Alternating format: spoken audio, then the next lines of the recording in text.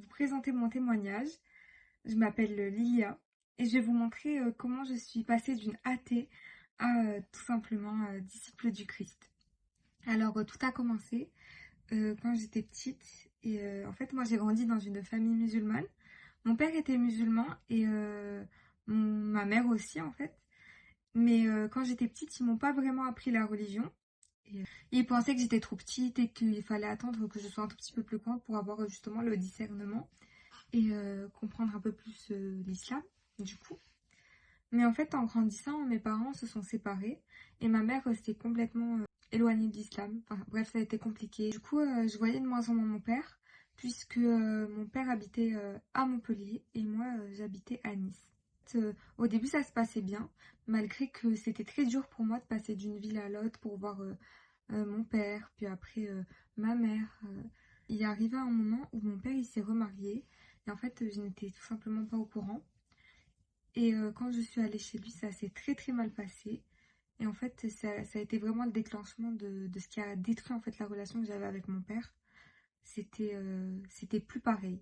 Mon père, c'était devenu un peu un inconnu dans un sens. C'était plus vraiment mon père. C'était bizarre. Et du coup, comme je le vivais mal à chaque fois que j'allais chez lui. Je le vivais mal, et encore et encore et encore. En fait, à chaque fois que je rentrais chez ma mère, je, je faisais comprendre la mauvaise façon que ça allait pas. Que vraiment, ça allait pas. J'étais très déstabilisée par la situation. J'avais pas un environnement qui était stable. Malgré que ma mère me donnait tout l'amour possible. Elle m'a toujours donné tout l'amour possible. Mais elle aussi elle a subi des très grosses difficultés. Donc c'était un peu compliqué pour elle.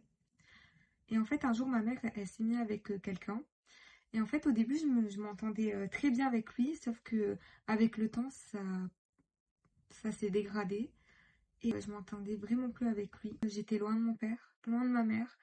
Et c'est l'époque de ma vie où je me suis sentie la plus seule. En fait, j'étais seule. J'étais toute seule malgré que je sois entourée, puisque j'avais une très grande famille. Je me sentais seule, vide de l'intérieur. C'était la période la plus triste de ma vie, en fait, on va dire. Et j'avais toujours cette petite attention qui me disait, oui, le seul qui peut guérir mon cœur, c'est Dieu. Et en fait, c'est bizarre, depuis que je suis petite, quand je pense à Dieu, je pense pas au Dieu de l'islam, non. Je pensais à Jésus, en fait. Je pensais à Jésus, malgré que je le connaisse pas. C'était très bizarre. Mais j'ai pas plus cherché, pour moi, je ne croyais pas, en fait, je ne croyais plus. Pour moi, c'était non, c'était hors de question. J'avais pas envie d'être dans une religion. Pour moi, c'était quelque chose qui avait été créé par l'homme pour donner de l'espoir aux gens, pour pas qu'ils se sentent seuls, etc. Du coup, je savais pas pourquoi je pensais ce genre de choses. Et en fait, pendant ma sixième, comme j'étais pas très bien, j'allais souvent à l'église, qui était à côté de mon collège, en fait, tout simplement. Et j'allais souvent là-bas avec une de mes copines chrétiennes. Mais je restais... En fait, j'étais bien là-bas. Mais je restais pas très longtemps puisque je devais rentrer. Donc, j'ai resté, je pense, 5 minutes et après, je rentrais chez moi. Début quatrième et fin cinquième, on est allé dans une église. Ma mère était de plus en plus ouverte. Plus je grandissais, plus elle était ouverte au niveau religion. Et elle allait avec une copine allumer des cierges dans l'église Sainte Rita, c'est la sainte pour les gens désespérés. Et du coup, on rentre dans l'église et je ressens l'amour. L'amour. Je ressens l'amour de Dieu. Il touche là, en fait. Il touche le cœur. Il te submerge, en fait, de tout ton être, en fait. Ça m'a ébloui, ça m'a subjuguée en fait, j'étais subjuguée et j'ai commencé à avoir des larmes, à pleurer et tout, j'étais là en mode mais faut pas que ma mère elle voit, faut pas que ma mère elle voit que je suis en train de pleurer parce elle va se dire oui, pourquoi elle pleure celle-là, pourquoi tu pleures? Mais j'étais incapable d'expliquer parce que c'est inexplicable. Pourquoi quand je suis rentrée dans cette église, j'ai pleuré? Maintenant je le sais, mais avant pour moi c'était inexplicable.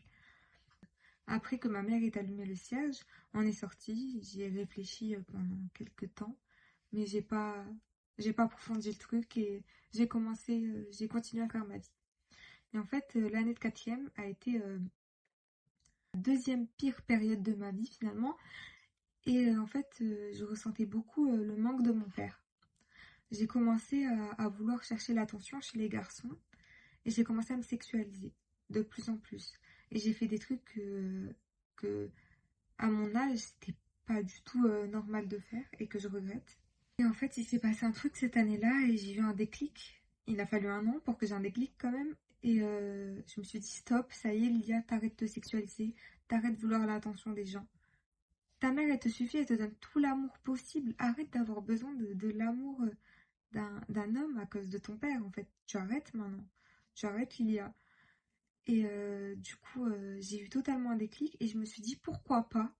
Je me suis dit, mais pourquoi pas finalement, pour guérir de tout ça, pourquoi pas aller dans le christianisme finalement, puisque c'est la source principale. En fait, j'ai toujours été attirée par le christianisme, malgré que ma famille, enfin, c'était plus l'islam, quoi, mais j'ai jamais, je sais pas, c'était pas pareil en fait, c'était vraiment autre chose. J'ai demandé à une copine chrétienne, il m'accompagnait d'ailleurs en sixième à l'église, je crois qu'il m'a accompagnée une fois ou deux, et je lui ai dit oui, et du coup, comment ça se passe, est-ce que comment on prie, comment vous, enfin, genre, c'est quoi votre, comment vous pensez, genre, si c'est comment le christianisme en fait, c'est comment. Et du coup, elle m'a un peu tout expliqué, enfin, tout expliqué. Elle a fait les bases, quoi, elle m'a mis les bases, quoi. Mais j'ai commencé à aller dedans, et après, je me suis dit, en fait, non. Genre non, en fait je veux pas, je refuse d'avoir une religion, je ne veux pas, il y a trop de restrictions, j'ai pas envie. Finalement non, j'abandonne. Complètement pris le truc, je l'ai mis dans une boîte, j'ai dit ça servira peut-être un jour, ou peut-être plus tard, j'en sais rien, mais je le mets dans une boîte. Après je suis rentrée en première, et en fait pendant les vacances de Noël de première, je suis allée voir ma famille, et il faut savoir que moi j'ai une partie de ma famille qui est chrétienne, puisque j'ai une de mes tantes qui s'est mariée avec un chrétien et que du coup ses enfants sont chrétiens. Et en fait, j'avais un cousin qui avait la trentaine, qui s'est remis vraiment dans le christianisme et il parlait de Jésus à moi et ma mère. Et moi, dès que j'ai entendu le nom de Jésus, j'ai encore été frappée en fait. J'ai été frappée de son amour. J'ai encore eu cette sensation dans mon cœur qui se serre en fait, mais de... Parce que j'étais heureuse rien que d'entendre le nom de Jésus. Et je commençais à pleurer, mais enfin, vraiment, à chaque fois, c'était des pleurs de bonheur, en fait. Et du coup, je me cachais encore, j'étais là en mode, si je commence à pleurer à chaque fois qu'on parle de Jésus, ça va pas le faire, vous voyez? Ça va vraiment pas le faire. Et du coup, après, j'ai beaucoup réfléchi, je me suis dit, attends, c'est bizarre quand même que ça soit pas la première fois que ça me fait ça, et pourtant, je sais pas, c'était bizarre. Encore une fois, encore de côté, j'ai laissé, j'ai dit, c'est bon, ça, c'est bon. Non, merci, quoi, je veux pas de ça. En fait, cette année-là, je me suis rapprochée de deux meilleurs amis. C'était un mec qui était chrétien et l'autre était musulman. Et en fait, le chrétien, il me, il m'éblouissait en fait par sa foi, puisqu'il avait pour moi une très grande foi, mais il était attaché à Jésus. En fait, j'avais jamais vu personne attaché autant en étant croyant en fait. Il aimait Jésus plus que tout. C'était pas le même amour en fait que tu ressens pour ta mère, etc. Il aimait Jésus plus que tout. En fait, on voyait pas ça tous les jours, du coup ça m'a perturbée. Mais j'ai pas plus discuté de ça avec lui, je lui ai même pas posé de questions.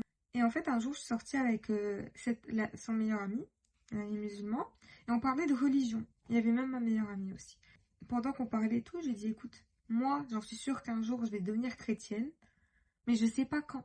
Je sais pas quel jour, je sais pas quelle année, je sais pas quelle heure.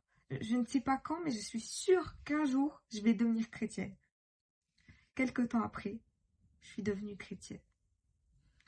Et en fait, j'ai commencé à lire la Bible, j'ai commencé à prier, j'ai commencé à écouter des louanges, des podcasts. J'ai même posé des questions à mon ami chrétien et à mon autre amie chrétienne à qui j'avais posé des questions en quatrième. Et ils m'ont beaucoup aidé. Mon ami chrétien m'a beaucoup aidé pour lire la Bible, puisque je ne savais pas du tout comment la lire, où la lire. Moi, j'avais commencé par la Genèse, le truc à pas faire finalement. Et du coup, je comprenais un peu rien, voilà. Mais après, du coup, j'ai commencé par les évangiles, puisqu'il faut savoir que la Bible, ça se commence par les évangiles. Du coup, après ça, j'étais changée. En fait, j'étais en paix. En fait, pour la première fois de ma vie, je me sentais vraiment, mais totalement heureuse en fait. Totalement heureuse. Et du coup, j'ai dit à ma mère, oui, maman, en fait, je veux être chrétienne. Je m'y intéresse de plus en plus et moi, je veux être chrétienne en fait. Et en fait, je disais, oui, en fait, je veux être chrétienne, mais je suis chrétienne. Pour moi, je suis chrétienne. Même si ça faisait 2 semaines. Pour moi, j'étais chrétienne. C'est bizarre. C'est rapide, mais pour moi, je l'étais. Et ma mère, elle me dit, écoute, moi, pour moi, tu fais ce que tu veux. Tu vas où tu veux. Mais par contre, tu te lances pas dans un truc que tu connais pas. Tu vas t'y intéresser. Tu vas approfondir le truc parce que moi je veux pas que tu te fasses endoctriner. Et du coup moi je lui ai dit d'accord, ok et tout. Et du coup en fait en quelque sorte quand elle m'a fait ça, enfin, quand elle m'a dit ça, elle m'a plus poussé encore en fait à faire de plus en plus de recherches, à être beaucoup plus dans le truc, enfin à beaucoup plus lire la Bible en fait. Des jours sont passés, je lui ai dit écoute maman, il y a la messe des cendres. Moi j'ai envie d'y aller et j'ai envie de faire le carême aussi. Elle m'a dit écoute, pour le carême on met de côté, mais par contre pour la messe tu y vas à une seule condition, c'est que je vienne avec toi. Moi, je dis oui, mais il y a ma copine qui m'attend là-bas, c'est bon. Mais elle me dit oui, non, mais non, je veux venir avec toi. Je veux pas que tu te fasses endoctriner, qui t'amène dans un truc ou qui te kidnappe. On sait pas, on connaît pas en fait. On connaît pas, donc je viens avec toi. Ma mère avait très peur, ce qui est normal, puisque quand on ne connaît pas, ben, on a toujours peur en fait, quel que soit le truc. On est allé à la messe. Moi, rien que d'entendre la sonnette d'église, j'avais juste envie de pleurer. Encore une fois, même les sonnettes d'église, ça me faisait pleurer. Tout ce qui concernait le christianisme, ça me faisait pleurer. Donc, du coup, on a assisté à la messe. Ça s'est super bien passé. J'étais trop contente et tout. Et quelques jours après, ma mère m'annonce, elle me dit, écoute, quand j'étais à la messe, j'ai ressenti une paix que j'ai jamais ressentie de toute ma vie. J'ai été guérie, elle m'a dit. J'ai été guérie pour la toute première fois. J'ai été guérie de tout, en fait, de tout ce que j'avais vécu tout au long de ma vie. Et en gros, je pense que moi aussi, je vais devenir chrétienne. Et en fait, depuis ce jour, on poursuit depuis 2 ans notre chemin vers le Christ avec ma mère. Du coup, on a attendu que j'ai 18 ans pour commencer le chemin vers le baptême. Et en février, on va faire notre entrée en église. Donc, comme quoi, en fait, il y a des trucs on s'y attend pas. Et en fait, Dieu, il nous prépare des choses incroyables. Voilà, c'était mon témoignage. Tout ça pour vous dire que les personnes qui sont perdues, qui savent pas, qui commencent à s'intéresser au christianisme, qui sont pas du tout dedans, qui sont d'une autre confession, qui connaissent pas, vraiment essayer de rencontrer Jésus. La relation que, en fait, le christianisme, c'est pas une religion, c'est une relation que tu as avec Dieu. C'est une relation qui va tout changer, qui va vous changer. Comment vous allez penser, comment vous allez vous comporter, comment vous allez agir, comment vous allez parler, comment vous allez aider les autres, comment vous allez les conseiller. En fait, vous faites tout avec l'amour de Dieu, l'amour du Christ. Et c'est ça qui est beau en fait. C'est ça qui est beau puisque tu fais tout par amour. Et les gens parfois ils s'en rendent pas compte, mais je pense qu'ils le voient que c'est différent en fait. C'est vraiment différent de l'amour de base. Du coup voilà, je vous souhaite de rencontrer le Christ comme moi j'ai rencontré le Christ. Que Dieu vous bénisse et gloire à Dieu. J'espère que mon témoignage vous aura aidé. Bisous.